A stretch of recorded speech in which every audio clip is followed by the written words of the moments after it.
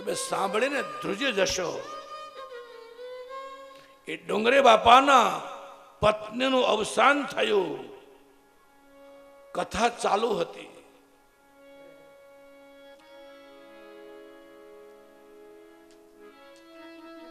કોઈએ સમાચાર આપ્યા એને કથા પૂરી થયા પછી મનને દ્રઢ કરી, હૃદયને દ્રઢ કરીને કથા તો પૂરી કરી.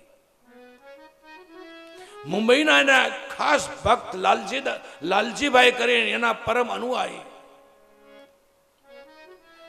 એને માલસર લઈ ગયા. ડોંગરે બાપાએ કીધું કે મારી પત્ની વિદાય થયા છે, હું એને સ્મશાન યાત્રામાં તો હાજર ન રહી શક્યો, પણ એનું અસ્થિ વિસર્જન કરવું છે. મારી પાસે કઈ વ્યવસ્થા નથી. ડોંગરે બાપા જે એને નજીકથી ઓળખતા હશે ને આ કથા ખબર હશે,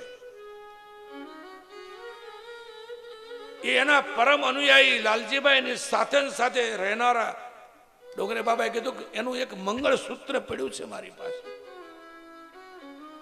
આને વેચી નાખીએ અને જે પૈસા આવે આપણે અસ્થિવિસર્જન કરવા માટે જઈએ તો એ ગોર બાપાને જે વિધિ કરાવે ને દક્ષિણા દેવી પડે, સીધું સામાન દેવા પડે, વસ્ત્રો દેવા પડે, બ્રહ્મ ભોજન કરાવવું પડે. આ લાલજીભાઈએ કરેલી વાત છે સમાજને કે આ પરિસ્થિતિ. ડોંગરે બાપા હતા, ભાગવતનો પર્યાય બની ગયા.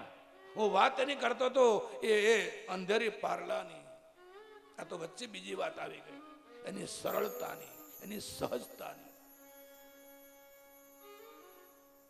કથા દરમિયાન જુહુ એટલે અમારો મુંબઈનો એક સારો એરિયા, ચોપાટી વાળો એરિયા, જુહુ બીચ, ત્યાંથી કોઈ વૈષ્ણવ ડોંગરે બાપાને પધરામણી કરવા માટે ઘરે ગાડી લઈને લેવા ગયેલો. બાપા એને સમય આપ્યો કે ભાઈ આવીશ, 10 મિનિટ માટે આવી જઈશ. એને ઘરે લઈ ગયા, એના બંગલામાં લઈ ગયા. હવે એરિયાની કિંમત જ એટલી, કરોડોમાં આંકી શકાય એવો બંગલો. બાપાને અનુકૂળ હળતું એ ફ્રૂટ સુધારી આપ્યું, દૂધ પીવડાવ્યું.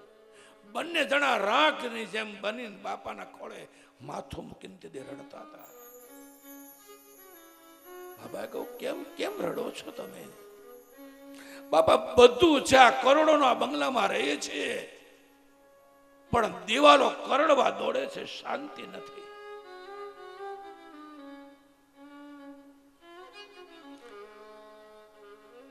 શાંતિ નથી મનને ક્યાંય.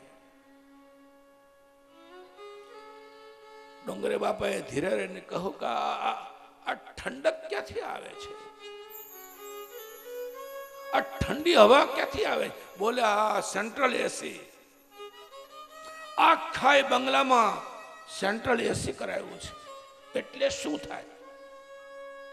એ કીધું આ દિવાલોના બધા પથ્થરો હોય ને એ બધા ઠંડા થાય, એમાંથી આપણને ઠંડક મળે. ડોંગરે બાપાએ દંપતીને કીધું કે ભાઈ આમાં ખર્ચો કેટલો કરાયો? બોલે બાપા આ એર કન્ડિશન એસી કરાવ્યું છે ને એમાં નહીં તો એ લગભગ 50 લાખ રૂપિયા વાપર્યા છે. બાપાએ કહ્યું કે 50 લાખ રૂપિયા વાપરી આ દિવાલોના પાણા ટાઢા કર્યા, એને કરતા કોઈક બાણા ટાઢા કર્યા હોત ને ભાઈ. આ દિવાલોના પાણા ઠાર્યા એને કરતા કોઈક બાણાના કાળજા ઠાર્યા હોત ને તો તને વગર એસી ઊંઘ આવી જાત.